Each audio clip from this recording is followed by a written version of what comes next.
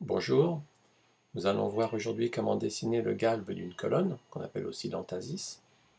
Donc en général les colonnes sont galbées, sauf la colonne en particulier dorique grecque d'origine qui n'a pas de base et qui n'est pas galbée.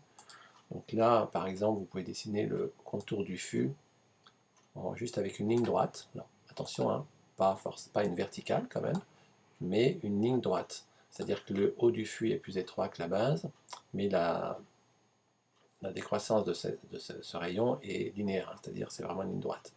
Ce qui n'est pas le cas pour les autres colonnes en général. Si je prends celle-là, vous avez donc une base qui à peu près sur un tiers va avoir la même largeur.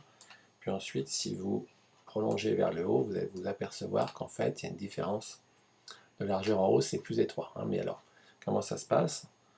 Il ne s'agit pas de dessiner d'abord une ligne droite sur un tiers, puis ensuite de partir en ligne droite à nouveau en diminuant la largeur. Non, c'est pas ça, puisque sinon vous auriez une cassure ici. Il s'agirait plutôt de faire une ligne droite sur environ un tiers, puis ensuite une courbe qui serait donc tangente ici, donc il n'y aurait pas de cassure sur cette partie-là. Ce qu'on va voir aujourd'hui, c'est comment dessiner point par point cette courbe avec une règle et un crayon. Hein. Donc là, il ne s'agit pas d'avoir un ordinateur pour faire ça. Hein. Les Grecs le faisaient évidemment avec des méthodes très simples, même pas de compas. Voilà, donc c'est le but un petit peu de la démo. Ok, donc on va enlever tout ça. On va repartir sur une page vierge. Donc j'ai dans un premier temps mon premier tiers de fût donc, qui est droit. Voilà. J'ai aussi donc un sol évidemment en dessous de tout ça. J'ai l'axe de mon fût.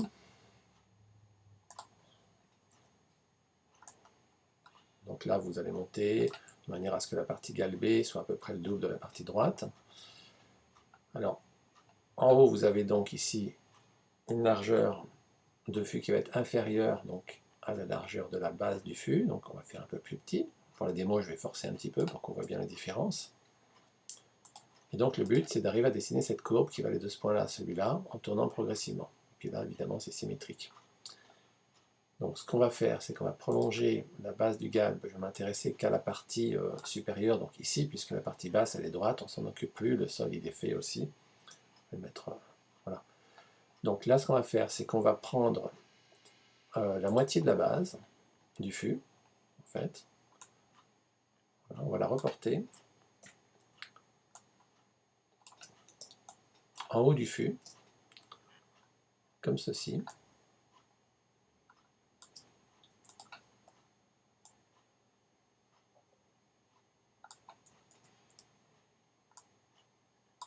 Voilà.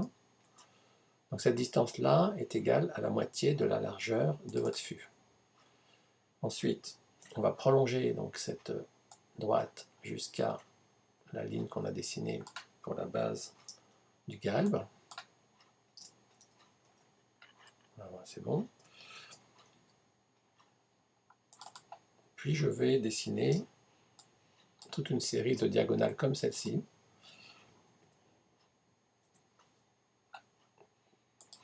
qui vont venir couper le fût. Alors avant ça, je dois mettre des divisions ici. Diviser donc de là jusque là en parts égales. Alors vous pouvez diviser en 8, en 10, en ce que vous voulez. Plus vous avez de division, évidemment, plus vous aurez de précision dans votre galbe. Alors je vais faire une petite marque pour ma division. 1, 2, attendez.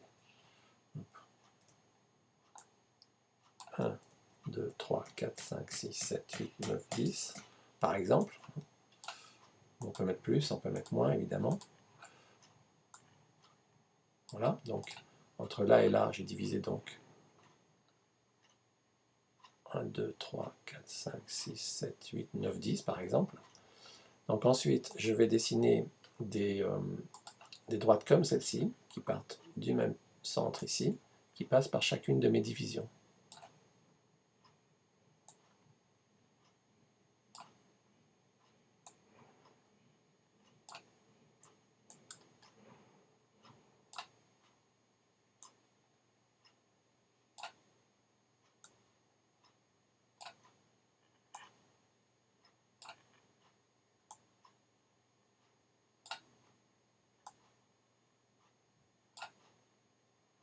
Ben, c'est tout. Maintenant, je vais sélectionner donc toutes ces lignes et les prolonger vers la droite. Voilà. Puis je vais récupérer donc la petite droite, la largeur de ma base. Donc je vais la redessiner peut-être ici, peu importe. Je vais la reporter. On l'avait reporté tout à l'heure, rappelez-vous, ici, hein. D'accord, on l'avait ici. Donc maintenant, on va la reporter aussi sur chacune des divisions qui se trouvent en dessous.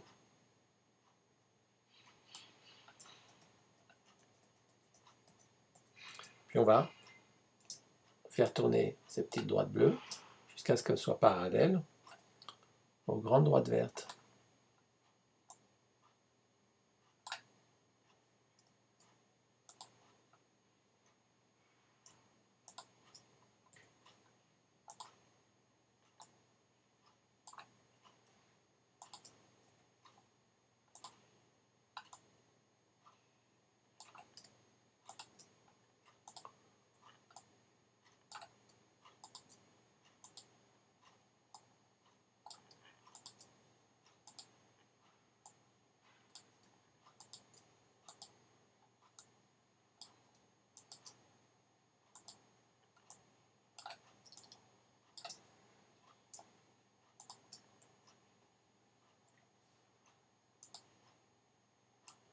Et là, on a terminé puisque on a en fait notre galbe.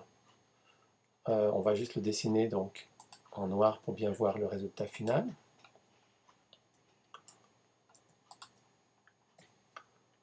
Donc on va partir de là. Je vais mettre un peu à côté pour l'instant pour pas qu'il s'accroche sur mon... Attendez. On va faire comme ça.